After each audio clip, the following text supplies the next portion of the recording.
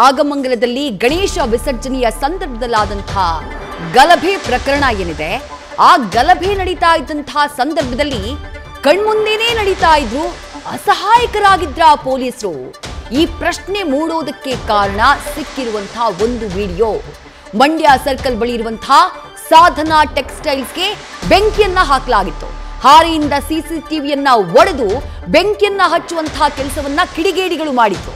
ಸುಮಾರು 1.5-2 ಕೋಟಿಯಷ್ಟು ಆ ಅಂಗಡಿಯ ಮಾಲೀಕರಿಗೆ ನಷ್ಟ ಆಗಿದೆ. ಆ ಸಂದರ್ಭದಲ್ಲಿ ಬೆಂಕಿ ಹಚ್ಚುವುದನ್ನ ತಡೆಯಿರಿ ಅಂತ ಹೇಳಿ ಸ್ಥಳೀಯರು ಅಂಗಲಾಚಿದ್ರು. ಬಟ್ ಕಣ್ಮುಂದೆ ದುಷ್ಕೃತ್ಯ ನಡೀತಾ ಇದ್ರು ಕೂಡ ಪೊಲೀಸರು ಸುಮ್ಮನೆ ನಿಂತಿರ್ತಾರೆ.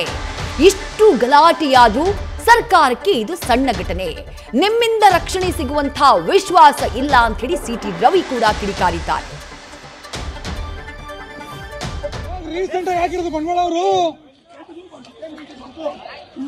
ಸರ್ ಇವಾಗ ರೀಸೆಂಟ್ ಆಗಿ ಹಾಕಿರೋದು ಬಂಡವಾಳ. ಇವಾಗ ರೀಸೆಂಟ್ ಆಗಿ 30 ಲಕ್ಷ ಬಂಡವಾಳ ಹಾಕೋನೆ. ಹೋಗಿ ಸರ್ ಒಂಚೂರು ರಕ್ಷಣೆ ಮಾಡಿ ಸರ್. ಇಷ್ಟ ಜನ ಇದೀರ, ಹೋಗ್ಬಿಟ್ಟು ಒಂಚೂರು ರಕ್ಷಣೆ ಮಾಡಿ ಸರ್.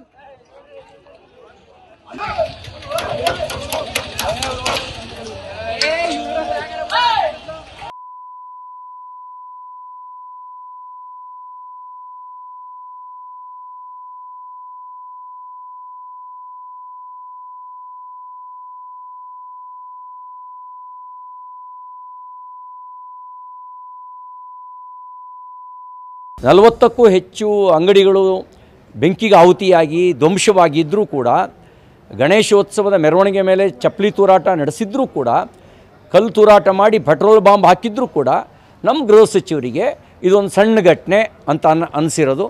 ನನಗೆ ಅನಿಸುತ್ತೆ ನಿಮ್ಮಿಂದ ನಮಗೆ ರಕ್ಷಣೆ ಸಿಗುತ್ತೆ ಅನ್ನೋವಂಥ ವಿಶ್ವಾಸ ನಮಗಿಲ್ಲ.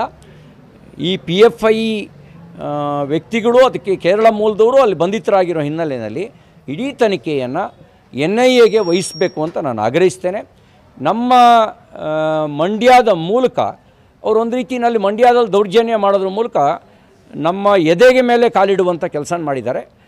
ನಾವು ಇದನ್ನು ನಿರ್ಲಕ್ಷ್ಯ ವಹಿಸಿದರೆ ದೊಡ್ಡ ಅಪಾಯ ದೇಶಕ್ಕೆ, ದೇಶದ ಸಮಗ್ರತೆಗೆ ಬರುತ್ತೆ ಅಂಥೇಳಿ ನನಗನ್ಸುತ್ತೆ. ಇದನ್ನು ಗಂಭೀರವಾಗಿ ತಗೊಳ್ಬೇಕು ಅಂತ ಆಗ್ರಹಿಸ್ತೇನೆ. ನ್ಯೂಸ್ ಫಸ್ಟ್, ನಿರ್ಭೀತಿಯಿಂದ ನಿಮ್ಮ ಪರವಾಗಿ.